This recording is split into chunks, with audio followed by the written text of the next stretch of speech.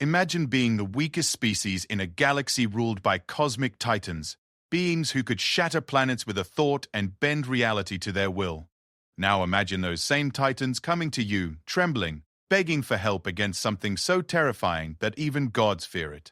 This is the story of how humanity, dismissed as primitive apes by the mighty NIGAM, became the last hope against an extinction that devours entire dimensions. When the universe's apex predators ignored our desperate warnings about the void touched, they thought their arrogance would save them. They were catastrophically wrong.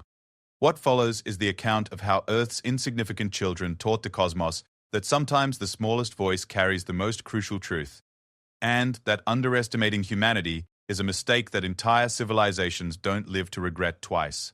Ambassador Sarah Chen stood in the crystalline halls of the Nigma High Council, her small human frame dwarfed by the towering alien dignitaries surrounding her. The chamber itself defied physics as humans understood it, walls that shifted between dimensions, gravity that flowed like water, and air that tasted of starlight and ancient power. The Enigma had built this place as a testament to their supremacy, and every molecule within it sang of their dominance over lesser species. The High Executor, a being of pure energy contained within a shell of living metal, regarded Sarah with what she could only interpret as cosmic disdain. Its voice resonated through dimensions when it spoke, each word carrying the weight of 1,000 conquered worlds. Ambassador Chen of the Human Collective? The High Executor's tone dripped with condescension. You have requested this audience under the Treaty of Minor Species Recognition. State your business quickly. The Nigma Empire has little time for the concerns of developing worlds. Sarah had prepared for this moment for 3 years. Earth's greatest xenobiologists, military strategists, and diplomats had briefed her on every aspect of NIGMA: culture, psychology, and communication protocols. Yet standing here, feeling the casual contempt radiating from beings who could unmake solar systems with a thought, she understood why so many human ambassadors had failed before her. Honored High Executor, she began, following the prescribed diplomatic formalities. I come bearing urgent intelligence regarding a threat to all sentient life in our galactic cluster. Our deep space monitoring stations have detected anomalous readings from the Kepler void, readings that suggest the awakening of entities our ancient archives refer to as the void touched. A ripple of what might have been amusement passed through the assembled NIGMA counselors. The High Executor's energy form pulsed with brighter intensity, which Sarah's cultural briefings had taught her indicated either extreme interest or extreme irritation. Given the context, she suspected the latter. The void touched, repeated Councillor Zixtai, a crystalline entity whose thoughts moved at light speed. The humans speak of myths and legends as if they were tactical intelligence. How? Quaint. With respect, Councillor, Sarah pressed forward, knowing she might not get another chance. These are not myths. 17 of our deep space observation posts have gone dark in the past 6 months. The pattern of their disappearance follows historical accounts of void-touched incursions dating back 40,000 years. Our xenoarchaeologists have found corroborating evidence on 7 different worlds, civilizations that left warnings about entities that consume not just matter and energy, but the very concept of existence itself. The High Executor's form shifted, adopting a more solid appearance, a sure sign that Sarah had managed to capture its attention. Around the chamber, other Nigma counselors began manifesting their physical forms as well, emerging from their preferred states of pure thought or energy. This was unprecedented in diplomatic records. You speak of xenoarchaeological evidence, said Councillor Morden, a warrior caste NIGMA whose body was a living weapon of biomechanical perfection. What evidence could primitive humans possibly possess that the Nigma Empire, with our million-year recorded history, would not already know? Sarah activated her holo display, and the air filled with images that had cost human lives to obtain. Ancient ruins on dead worlds, warning beacons left by civilizations that had vanished without trace, and most chilling of all, the readings from humanity's most distant monitoring stations before they went silent. This is the Xerian beacon, discovered on a dead world in the Tau Ceti system, she explained, highlighting a structure that seemed to bend light around itself. The message it contains is written in 17 different languages, all from species that vanished from the galactic record approximately 40,000 years ago. Each message is identical. They come from the spaces between spaces. They hunger for what was, what is, and what could be. When the void stirs, when reality bleeds, run to the far galaxies and hope they do not follow. Counselor Zixthai's crystalline form rang with harmonic frequencies that Sarah's translator rendered as laughter. Human, you present us with ghost stories. The Nijime Empire has ruled this galaxy for millennia. We have encountered every form of life, every type of threat, every cosmic phenomenon that exists. If these void-touched were real, we would have documented them long ago. That's exactly the problem, Sarah said, her voice carrying a desperate edge. They don't leave survivors to document them. Every species that has encountered them has been completely erased, not just killed, but removed from existence so thoroughly that only archaeological fragments remain to prove they ever existed at all. The High Executor's energy form pulsed with what Sarah hoped was consideration. Even if we were to accept this fantastic claim, why would the Niga Empire concern itself with threats that allegedly destroyed inferior civilizations? We possess the power to reshape matter at the quantum level, to manipulate space-time itself. What could possibly threaten us? Sarah had anticipated this response. The Nigma Empire's arrogance was legendary throughout the galaxy, matched only by their power. They had conquered every species they had ever encountered, absorbed their technology, and improved upon it. To them, the concept of an unconquerable enemy was literally incomprehensible. According to our analysis of the archaeological evidence, Sarah continued, the void-touched don't operate within the normal laws of physics. They exist in the quantum foam beneath reality itself, in the spaces where existence hasn't solidified into matter and energy. They feed on ordered reality, consuming it and leaving behind nothing. Not even vacuum. True void. Fascinating science fiction, Morden commented, his weapon arms shifting restlessly, but hardly a concern for beings who can manipulate the fundamental forces of the universe. Sarah felt her frustration building. She had known this would be difficult, but the sheer dismissiveness of the NIGAM counselors was beyond her worst expectations. These beings wielded power that made humanity's greatest weapons seem like toys, yet they couldn't conceive of a threat. They couldn't simply overpower. High Executor, she said, abandoning diplomatic protocol. 3 weeks ago, our monitoring station at the edge of the Kepler void detected a massive reality distortion. The space-time in that region is unraveling. Whatever's causing it is moving toward inhabited systems at a rate that suggests it will reach the outer colonies within 2 years. Outer colonies, scoffed Councillor Veltar, Enigma whose body was composed of living star matter. Human colonies, insignificant settlements that barely qualify as civilization. Question 53. The trajectory analysis shows it heading for the core systems after that, Sarah shot back, including Nigma worlds. The chamber fell silent for a moment, and Sarah could feel the alien minds around her processing this information through their vast computational capabilities. When the High Executor spoke again, its voice carried a new note of what might have been curiosity. You have brought us unsubstantiated claims about mythical entities supported only by archaeological fragments and readings from primitive human technology. It said, yet you speak with the conviction of one who believes these claims absolutely. Why should we not simply dismiss you, as we have dismissed so many other prophets of doom? Sarah had prepared for this question as well. She reached into her diplomatic pouch and withdrew a data crystal that gleamed with an inner light unlike anything the Nigma had ever seen. Because, she said, we didn't just find evidence of the void touched. We found a survivor. The reaction was immediate and electric. Every Niga in the chamber focused their full attention on the crystal in Sarah's hand. Their various forms of existence suddenly unified in their intensity. Impossible, breathed Zixthai. You said no one survives encounters with these entities. No organic being survives, Sarah corrected.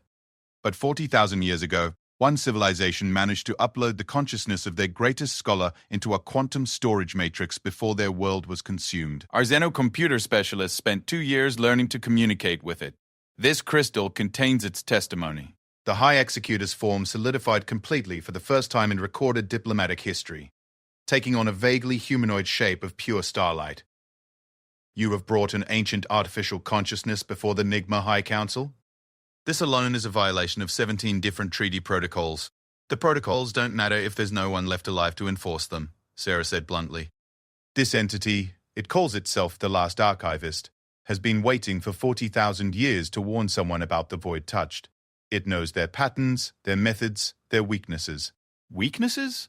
Morden leaned forward, his warrior instincts engaging. You claim these entities have weaknesses? Sarah nodded. According to the archivist, the void touched can only exist in the spaces between realities. They need quantum instability to manifest in our universe. The ancient civilizations they destroyed all made the same mistake. They tried to fight them with conventional weapons and energy-based attacks, but the void touched feed on ordered energy. The more power you throw at them, the stronger they become. Then how does one fight them? Asked the High Executor. You don't fight them, Sarah said grimly. You deny them access to our reality by stabilizing the quantum foam they use to breach our dimension. The archivist species had developed the theoretical framework for such a defense, but they were consumed before they could implement it. Councillor Veltar's star matter form flared with skepticism. And you expect us to believe that primitive humans have succeeded where a species advanced enough to upload consciousness to quantum matrices had failed? We haven't succeeded yet, Sarah admitted. But we've made progress. Our quantum physicists have been working around the clock to develop technology based on the archivist's data. We call it a reality anchor, a device that can stabilize space-time at the quantum level and prevent dimensional breaches. The silence that followed was profound. Sarah could sense the NIGMA counselors communicating through their quantum-entangled consciousness networks, debating her claims at speeds beyond human comprehension. Finally, the High Executor spoke. Even if we were to accept your claims about these void-touched entities, why would humanity warn the Nigma Empire? We have shown your species little kindness. We regard you as barely above animals. Why would you risk your ambassador's life to warn us?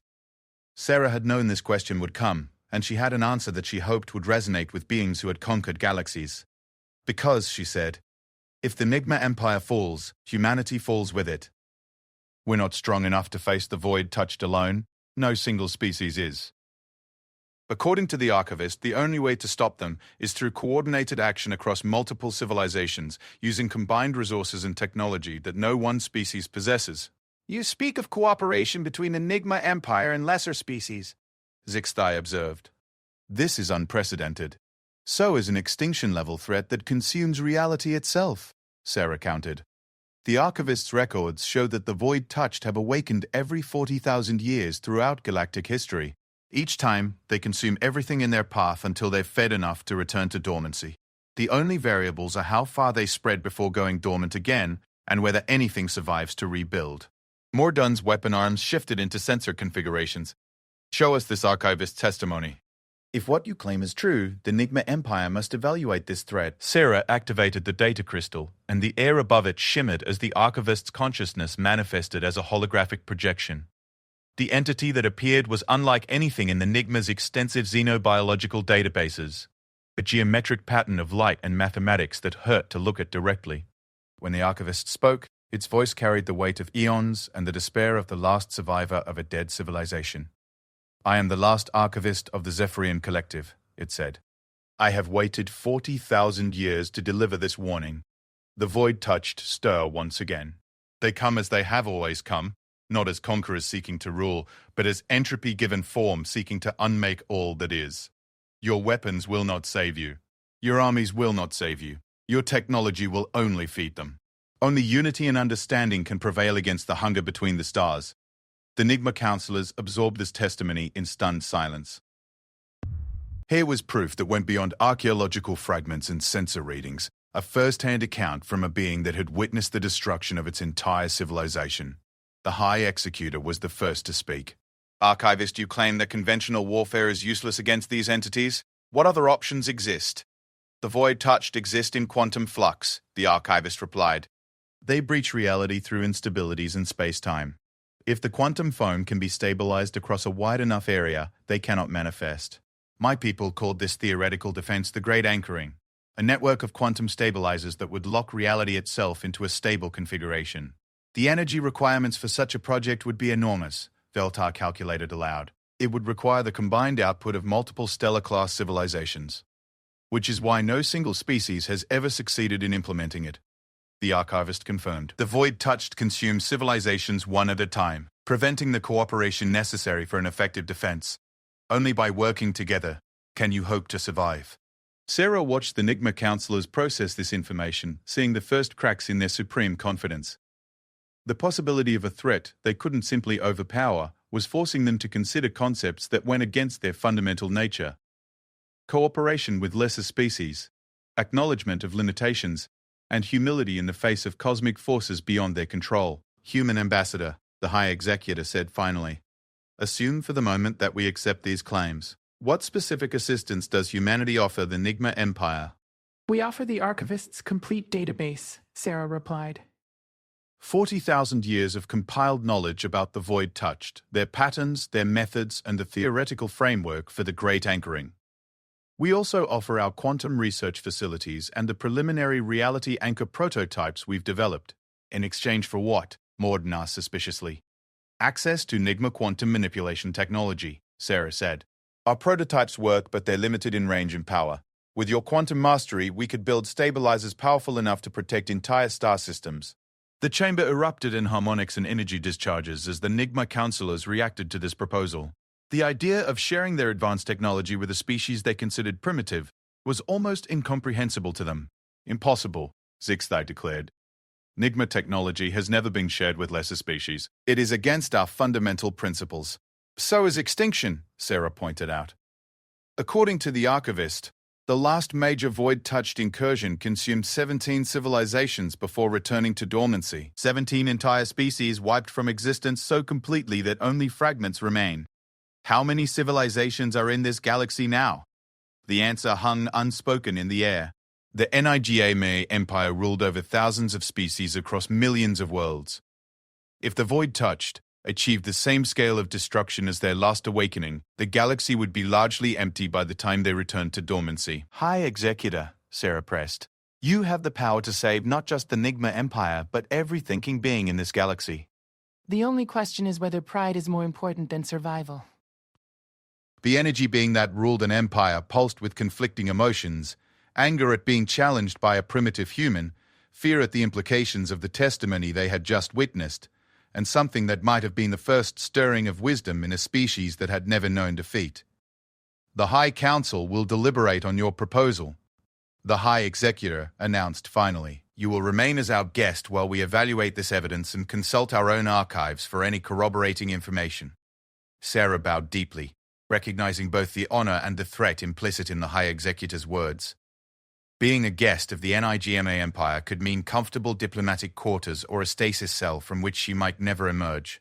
As she was escorted from the chamber by beings whose casual presence warped reality around them, Sarah couldn't help but think of the words the Archivist had spoken privately to humanity's leaders. The proud always fall first, for they cannot bend until it is too late. Your species' greatest strength may be that you know what it means to be small. Walking through corridors that defied physics, surrounded by the casual miracles of Nigma technology, Sarah wondered if humanity's warnings had come soon enough, or if the galaxy was about to learn the true meaning of cosmic horror from entities that made even gods tremble in fear. Behind her in the High Council chamber, the most powerful beings in the galaxy struggled with a concept that was foreign to their nature, the possibility that their supreme confidence might be the very thing that doomed them all. 3 months had passed since Ambassador Sarah Chen delivered humanity's warning to the Nigma High Council, and the galaxy had become a very different place. The initial dismissal and arrogance that had characterized the Empire's response had given way to something far more dangerous: divided opinion and political maneuvering that paralyzed decisive action.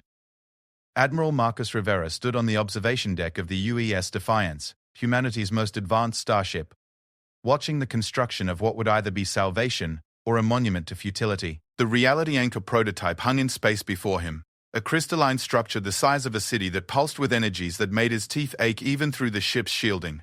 Around it, human and Nigma construction vessels worked in an uneasy partnership that had taken months of careful diplomacy to achieve. Status report, Lieutenant, Rivera commanded, never taking his eyes off the massive construction project.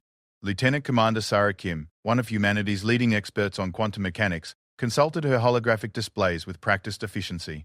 The primary resonance chambers are operating at 97% efficiency, sir.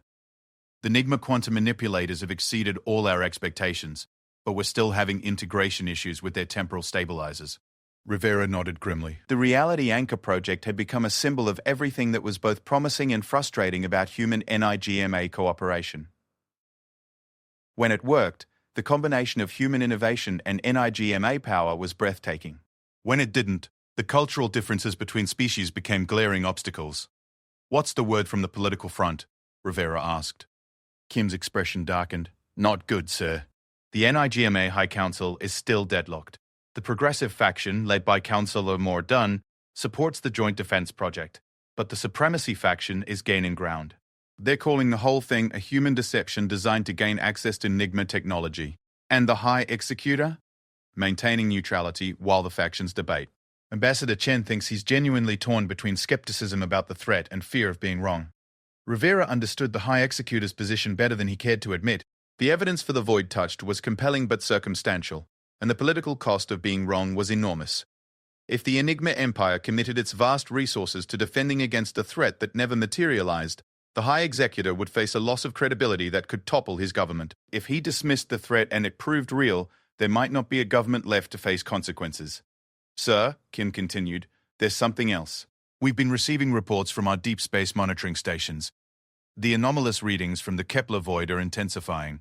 Dr. Elizabeth Torres at Research Station Alpha 7 believes we're seeing preliminary dimensional destabilization. Rivera felt his stomach tighten. Dr. Torres was humanity's foremost expert on quantum field theory and had been instrumental in developing the reality anchor technology. If she was concerned, the situation was deteriorating faster than anyone had anticipated. Put me through to Alpha 7, Rivera ordered.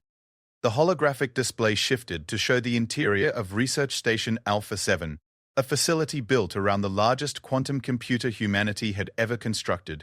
Dr. Torres appeared, her usual calm demeanor, replaced by barely controlled urgency.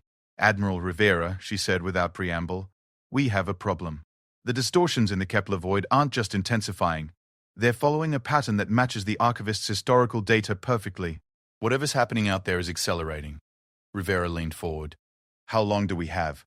Based on current progression rates, I estimate 6 to 8 months before the first dimensional breach occurs. Once that happens, the void touched will begin manifesting in our reality. The Admiral felt the weight of an entire galaxy settling on his shoulders. 8 months to complete a project that should have taken years, while half of their potential allies still debated whether the threat was real. Dr. Torres, what's the status of the prototype? The reality anchor is functional, but its range is limited, Torres replied. We can stabilize space-time across roughly a 10-light-year radius, enough to protect a single star system. To defend the galaxy, we'd need hundreds of similar installations, all perfectly synchronized and operating at maximum efficiency. Can we build them in time? Torres hesitated. With full NIGMA cooperation and unlimited resources, possibly. But Admiral, we're not getting full cooperation. Half the Empire still considers this a waste of time and resources. Rivera closed the connection and turned to stare out at the vast construction project spinning slowly in space. The reality anchor represented the pinnacle of combined human-EGMA engineering, but it was just one installation against a threat that could consume entire galaxies. Lieutenant, he said quietly, get me a secure channel to Earth. I need to speak with the Council. While Rivera dealt with the political and military challenges of the Joint Defense Project, Ambassador Sarah Chen faced her own battles in the corridors of power within the NIGMA Empire. The alien political structure was unlike anything in human experience, a complex web of competing philosophies and power blocks that could shift allegiances in microseconds as new information became available. Chen stood in what the NIGMA called a consensus chamber, a space where multiple counselors could merge their consciousness temporarily to share thoughts and experiences directly. As the only human present, she remained locked in her individual perception while beings of unimaginable power literally shared minds around her. The human speaks of threats and cooperation, transmitted Counselor Zixtai, her crystalline form resonating with skeptical harmonics. Yet her species has contributed nothing to galactic civilization except primitive aggression and emotional instability. The humans have provided the archivist and the preliminary reality anchor designs, responded Councillor Morden, his warrior instincts favoring direct action over endless debate. Their warnings have been consistent and detailed. We ignore them at our peril. Peril from what? Challenged Councillor Veltar, his star matter form flaring with dismissive energy. Archaeological fragments and sensor readings from primitive equipment? The Enigma Empire has faced and conquered every threat in known space. What could possibly challenge our dominion? Chen had listened to variations of this same argument for months, watching as the Empire's greatest strength, their supreme confidence in their own abilities, became their greatest weakness when faced with a threat beyond their experience. Honored counselors, she interjected, may I suggest a different perspective? You debate whether the void-touched exist because you have never encountered anything you couldn't defeat. But consider this. Every species they've consumed had that same confidence until the moment they were erased from existence. The chamber fell silent as the Enigma counselors processed her words. Chen continued, pressing what might be her only advantage. The archivist's records show a consistent pattern across 40,000 years of galactic history. Advanced civilizations detect the early signs, dismiss them as irrelevant, and continue with their normal activities until reality itself begins to unravel around them. By then, it's too late for effective resistance. Counselor Zixthai's crystalline structure rang with what Chen's translator rendered as contemplative notes. You suggest that our strength is our weakness. An interesting paradox. I suggest that overconfidence is a universal weakness, Chen replied. The Zephyrian Collective thought their technology could protect them. The Endorian Federation believed their psychic abilities made them immune. The crystalline hegemony was convinced their mastery over matter and energy would prevail. They were all wrong. And you believe humanity knows better? Veltar challenged. I believe humanity knows what it's like to be vulnerable, Chen answered honestly. We've faced extinction multiple times in our history. From natural disasters, from our own conflicts, from cosmic events beyond our control. We've learned that survival sometimes requires admitting you're outmatched and asking for help. The concept of asking for help was so foreign to Enigma psychology that Chen could feel the confusion rippling through their merged consciousness. These beings had never needed assistance from anyone or anything. The very idea of acknowledging limitations was almost incomprehensible to them. The human raises an intriguing point, transmitted a new voice. Counselor Sindar, an ancient Enigma whose consciousness predated the Empire itself. Perhaps our examination of this threat has been incomplete because we have viewed it through the lens of conventional conflict. If these void-touched operate outside normal physical laws, conventional analysis may be insufficient. Chen felt a spark of hope. Sindar was one of the oldest and most respected voices in the Empire, and her support could shift the entire debate. Counselor Sindar speaks wisdom, Mordan agreed. We have treated this as a military question when it may be a fundamental challenge to our understanding of reality itself. Then what do you propose? Asked the High Executor, his energy form manifesting in the chamber for the first time in the debate. That we restructure our entire civilization around warnings from primitive humans? I propose that we conduct a proper investigation, Sindar replied. If humanity has provided accurate intelligence about these void-touched, there should be corroborating evidence in our own historical archives. Let us search for patterns we may have previously overlooked. The suggestion sparked intense debate among the counselors, but Chen could sense a shift in the overall consensus. Fear was beginning to outweigh pride, and the possibility of being wrong was starting to seem less acceptable than the certainty of taking action. 3 hours later, as the consensus chamber dissolved and the counselors returned to their individual forms, Chen found herself approached by Counselor Mordoon. The warrior caste Enigma towered over her, his biomechanical form radiating controlled power. Human ambassador, he said. I have been reviewing the construction reports from the Reality Anchor project. The progress is impressive, but insufficient for galaxy-wide defense. Chen nodded. Admiral Rivera has the same concerns. We need massive scaling of the program, and that requires empire-wide commitment. Which we do not have, Mordan observed grimly. Half the council still views this as human deception or paranoid fantasy. They will not authorize the resources necessary for effective defense. Then what do you suggest? Mordan was quiet for a moment, and Chen could sense him calculating possibilities through his quantum-enhanced consciousness. There may be another option, he said finally. The Empire maintains emergency protocols for existential threats. Procedures that bypass normal political processes in favor of immediate action. Chen felt her pulse quicken. What kind of emergency protocols? Military mobilization under Supremacy Doctrine 7, Mordoon explained. If the High Executor determines that the Empire faces immediate existential threat, he can authorize unlimited resource allocation and conscript civilian assets for defense purposes. It's never been used in recorded history.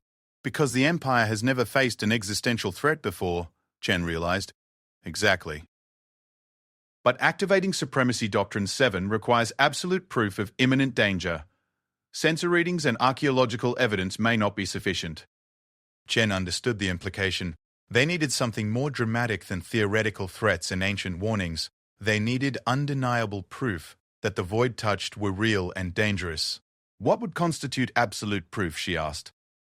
Morden's weapon arms shifted into their combat configuration, a sure sign of his inattention.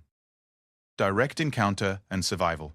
Someone would need to travel to the Kepler void, document the dimensional instabilities firsthand, and return with proof that cannot be dismissed or rationalized away. The suggestion hung in the air between them like a death sentence. The Kepler void was 30 light-years from the nearest inhabited system, surrounded by space-time distortions that made faster-than-light travel increasingly unreliable. Any expedition would be traveling directly toward the source of the dimensional breakdown, with no guarantee of survival or successful return. How soon would such an expedition need to depart? Chen asked, though she already suspected the answer. Immediately, Morden replied. The distortions are intensifying daily. Within weeks, the area may become completely inaccessible to normal space travel. Chen felt the weight of decision settling upon her. As humanity's primary representative to the NIGAM-IPAR, she had the authority to authorize such a mission. But she also had the responsibility for the lives that would be risked in the attempt. I'll need to consult with Earth Command, she said. There is no time for extended consultation, Morden warned. The High Council reconvenes in 18 hours to make a final decision on the Reality Anchor project. If you cannot provide absolute proof by then, the project will likely be abandoned in favor of conventional military preparations. Chen closed her eyes and thought of the archivist's testimony, of the warnings echoing across 40,000 years, of 17 civilizations erased so completely that only fragments remained to prove they had ever existed. When she opened her eyes again, her decision was made. I'll go myself, she said. Morden's biomechanical form registered what Chen's translator interpreted as surprise. Ambassador, you are not equipped for such a mission. The journey would require quantum shielding and dimensional stabilizers that only our most advanced vessels possess. Then provide them, Chen replied firmly. If the Nigma Empire needs absolute proof, I'll get it for you. But I want Admiral Rivera and a full human science team aboard the expedition. If we're going to face the void touched, we're going to face them together. Morden studied her with senses that could analyze matter at the subatomic level. You would risk your life to convince an empire that considers your species barely above animals? I would risk my life to save a galaxy full of thinking beings, Chen corrected. Including the stubborn, arrogant, incredibly powerful beings who might be our only hope of survival. The warrior caste counselor's form shifted in what Chen had learned to recognize as approval. Perhaps there is more to humanity than our files suggest, he said. Very well, Ambassador. I will authorize the expedition and provide the finest vessel in our fleet. But understand, if you survive to return with proof, you will have given the Nigma Empire the greatest gift in its history. If you fail, you will have doomed both our species to extinction. Chen nodded solemnly. Then I guess I'd better not fail. As she walked away from Morden through corridors that bent space around them, Chen couldn't help but think of the ancient human saying, "Sometimes you have to go through hell to reach heaven." She was about to find out if that applied to traveling through dimensional voids to save the galaxy. Behind her, Morden watched the small human figure disappear into the impossible geometry of the Nigma vessel. And for the first time in his long existence, he found himself hoping that a species he had once considered inferior might prove to be the salvation of everything he had sworn to protect. The Nigma vessel Infinite Convergence emerged from hyperspace at the edge of the Kepler void, and Ambassador Sarah Chen immediately understood why so many monitoring stations had gone silent. Reality itself was sick here. Through the ship's quantum-enhanced viewports, space appeared to be melting. Stars flickered in and out of existence, their light arriving from impossible directions. Gravity flowed like water, creating tidal effects that should have torn the ship apart, but somehow didn't. Most disturbing of all, the cosmic background radiation, the fundamental echo of the universe's birth, was simply absent in vast patches of space, as if sections of reality had been carefully cut away. By the prime equations, whispered Dr. Bohr. Kefvar, the expedition's NIGAA quantum physicist, his crystalline form resonating with frequencies that spoke of profound unease. The dimensional substrate is completely destabilized. This shouldn't be possible without exotic matter concentrations that would collapse space-time into a black hole. Admiral Rivera, commanding the human portion of the expedition, studied the sensor readings with growing alarm. It's not exotic matter, he said grimly. According to these readings, it's the opposite, an absence of matter so complete that it's creating negative pressure on the quantum vacuum itself. Chen stood between the human Enigma sections of the bridge, watching two of the galaxy's most advanced civilizations struggle to understand something that defied their combined knowledge. The ship's hybrid crew, human engineers working alongside Enigma technicians, xenobiologists comparing notes with entities that existed as pure thought, represented the kind of cooperation she had dreamed of when this crisis began. Now, faced with the reality of what they were investigating, she wondered if even their combined efforts would be sufficient. Captain Zorthol, she addressed the NIGA My Ship commander. How close can we get to the source of the distortions? The energy being that captained the vessel pulsed with calculations that hurt to observe directly. Unknown, Ambassador. Our quantum shielding is designed to protect against conventional spatial anomalies, not dimensional dissolution. We may be able to approach within 50,000 kilometers of the primary distortion, but beyond that point, the ship's structural integrity cannot be guaranteed. That should be close enough for detailed scans, said Dr. Elena Santos, humanity's leading expert on dimensional physics. If the void touched are preparing to breach into our reality, we should be able to detect the preparatory quantum fluctuations at that range. The ship moved deeper into the void, its passage leaving strange wakes in spacetime that took minutes to heal. Chen watched the sensor displays with fascination and growing dread as patterns emerged from the chaos. The seemingly random distortions weren't random at all. They followed mathematical progressions that suggested vast intelligence directing the process of reality dissolution. Admiral, Santos called urgently. I'm reading massive quantum field oscillations directly ahead.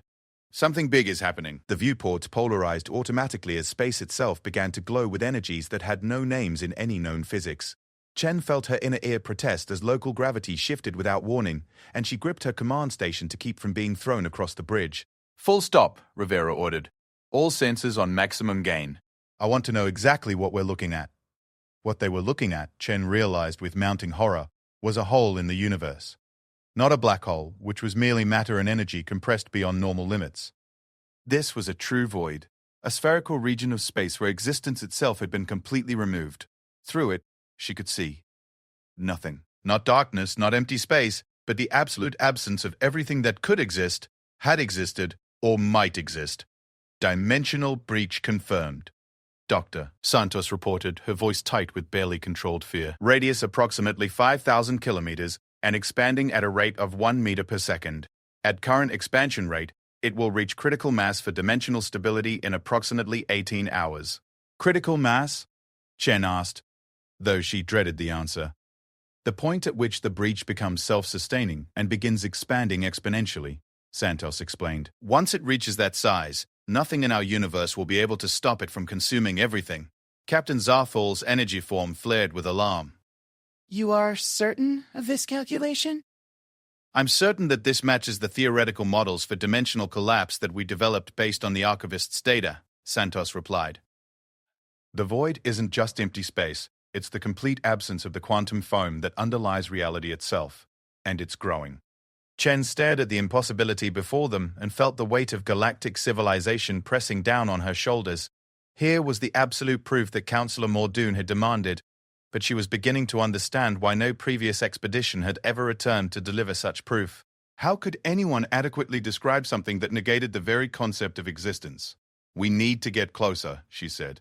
Every being on the bridge turned to stare at her with expressions of disbelief that transcended species barriers. Ambassador, Rivera said carefully.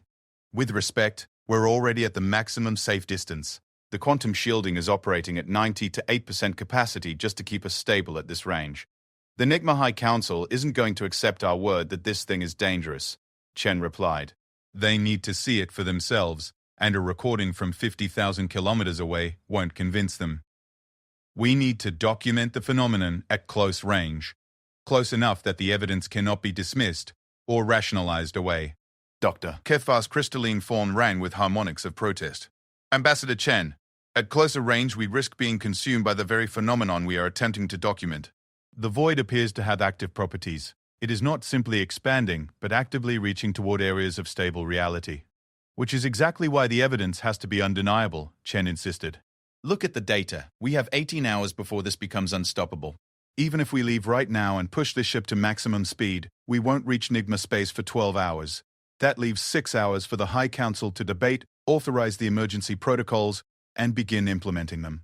We need evidence so compelling that they act immediately. Rivera studied the tactical displays with the expression of a man calculating the odds of survival. Even if we accept the necessity of closer observation, there's the question of whether the ship can survive the approach. The quantum distortions are intensifying as we get closer to the breach. Then we don't take the ship, Chen said.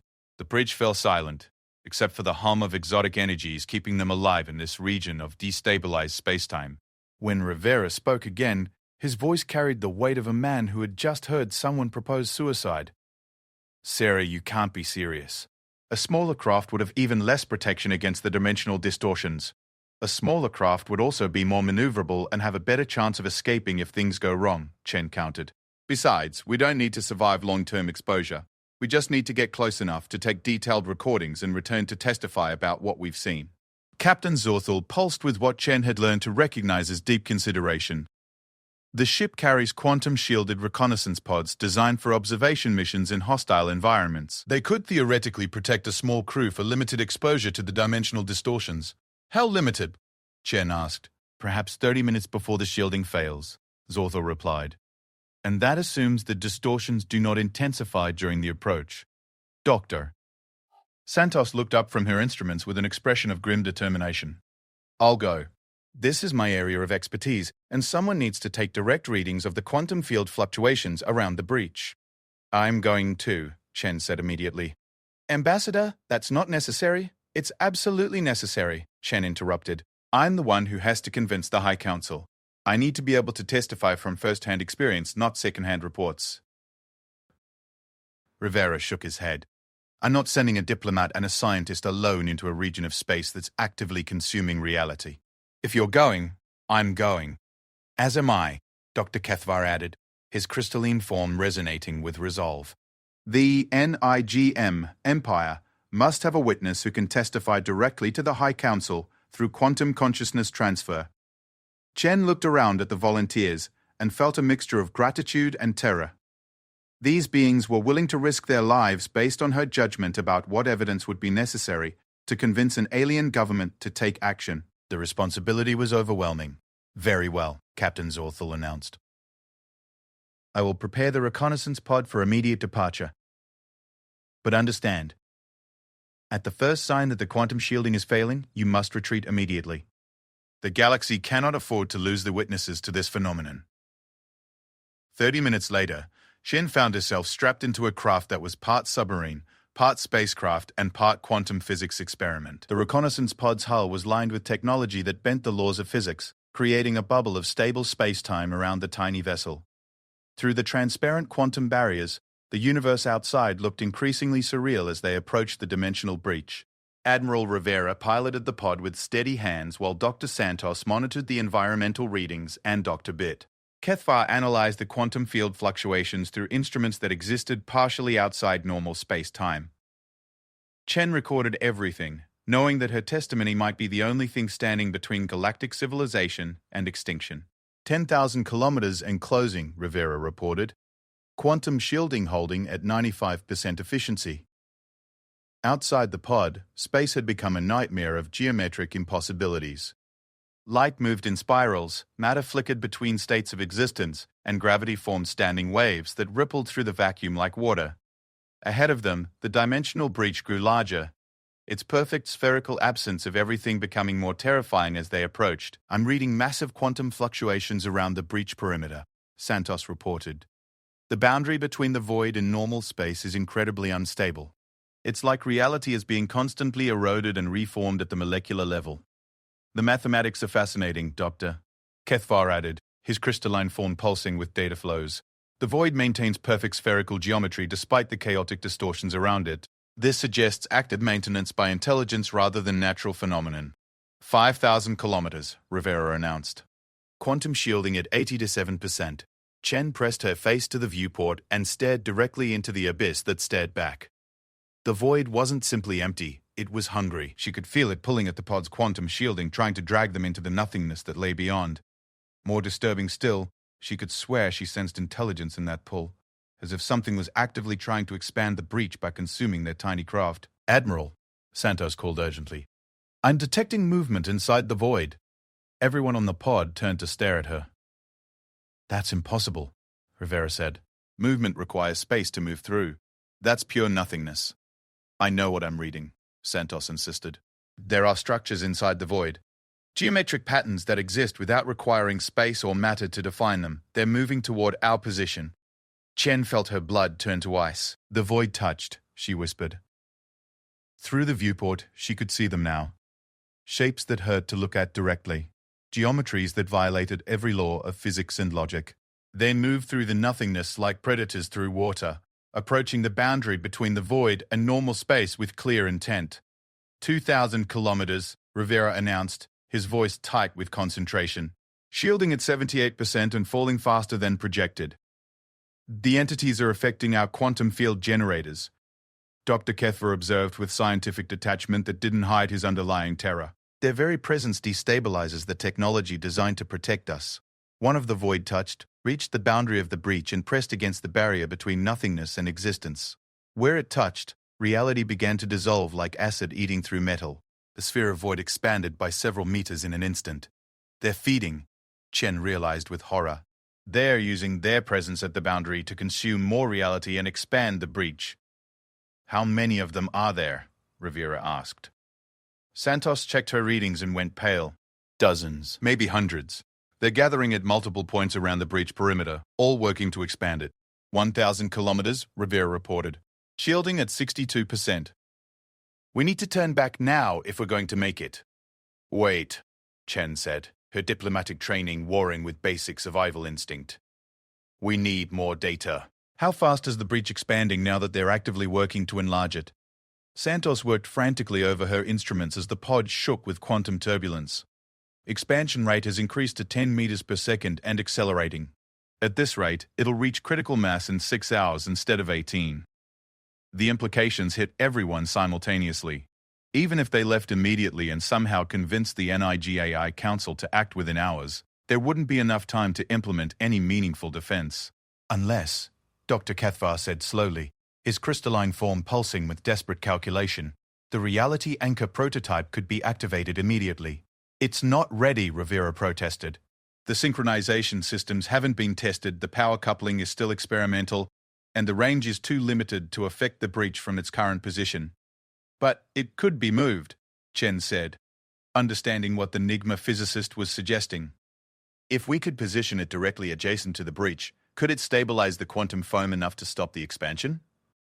Theoretically possible, Dr. Kethvar confirmed. But the activation would need to be immediate, and someone would need to remain at close range to manually calibrate the quantum resonance frequencies. The pod shook violently as another void touched pressed against the dimensional boundary. Through the viewport, Chen could see reality unraveling in slow motion, each consumed meter bringing galactic extinction measurably closer. 500 meters, Rivera announced. Shielding at 41%. We're leaving now. No. Chen said firmly. We stay long enough to test one more thing. Sarah, the shielding won't hold. Dr. Kethvar, Chen interrupted. Can you establish a quantum communication link with the reality anchor from this range? The crystalline being's form fled with desperate hope. Possible, but the interference from the dimensional distortions would make it extremely unreliable. Try it, Chen ordered. If we can establish remote activation protocols, someone might be able to trigger the reality anchor without requiring a suicide mission. As Dr. Kethvar worked frantically to establish the communication link, another void touched approached their position. This one was larger than the others, its impossible geometry suggesting vast intelligence and power. When it reached the dimensional boundary, it didn't simply press against the barrier between void and reality, it spoke. The voice came from everywhere and nowhere, carrying concepts that human and Nigma languages had no words to express. But Chen understood it anyway, the meaning burning directly into her consciousness without requiring translation. Small lights in the darkness, it said. You have come to witness the feeding. How generous of reality to offer such concentrated existence for our consumption. It's intelligent, Santos whispered in terror. The void touched aren't just predators. They're conscious beings making deliberate choices about what to consume. We are the space between spaces. The entity continued, the hunger that gnaws at the edges of what is. Your reality anchor is amusing, a tiny spark of order in the face of infinite entropy. But order exists only by our sufferance, and we no longer choose to suffer it. Chen forced herself to respond, though speaking to an entity of living void felt like shouting into an abyss. Why do you consume reality? What do you gain from destroying entire galaxies? Gain? The concept seemed to amuse the void touched. Small light, you think in terms of acquisition and purpose. We simply are, as entropy is, as the heat death of the universe is. We consume because existence itself is an aberration that must be corrected. Quantum link established. Dr. Kefar announced suddenly. I have contact with the reality anchor, but the signal is degraded. Remote activation may not be possible. The massive void touched turned its attention to their pod, and Chen felt the quantum shielding begin to fail under its scrutiny. 200 meters, Rivera called out. Shielding at 28%. We're out of time. Upload everything to the ship, Chen ordered. All sensor readings, all communications. Everything. If we don't make it back, at least the data will survive. As Rivera fought to extract their failing pod from the dimensional distortions, Chen watched the void touched continue their methodical consumption of reality. The breach expanded steadily, each meter of consumed space bringing cosmic extinction closer to inevitability. But she had what she came for: absolute proof that the threat was real, that it was intelligent, and that it would not be reasoned with or deterred. Now the only question was whether the pod would survive long enough to deliver that proof to the beings who might still save the galaxy. The journey back to the infinite convergence took 17 minutes that felt like hours. When they finally docked with the main ship, Chen barely had strength to unbuckle her restraints. But she forced herself to stand, forced herself to walk to the communication station, and forced herself to open a priority channel to the NIGMA High Council. High Executor, she said when the connection established. I have the proof you demanded. The void touched are real, they are active, and we have approximately 6 hours before they achieve unstoppable dimensional breach. I respectfully request immediate activation of Supremacy Doctrine 7 and full implementation of the Reality Anchor Network. The pause that followed lasted nearly 30 seconds, an eternity in Nigma political communication. Ambassador Chen, the High Executor, replied finally, your transmission is being received. Stand by for emergency council session. All available resources are being mobilized. Chen collapsed into the nearest chair and closed her eyes. The universe's greatest crisis was now officially recognized, and the galaxy's most powerful civilization was finally taking action. Whether it would be enough remained to be seen, but at least the cosmic game of chance had begun in earnest.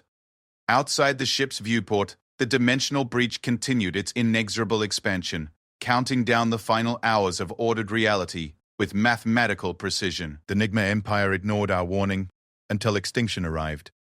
HFY Sci-Fi.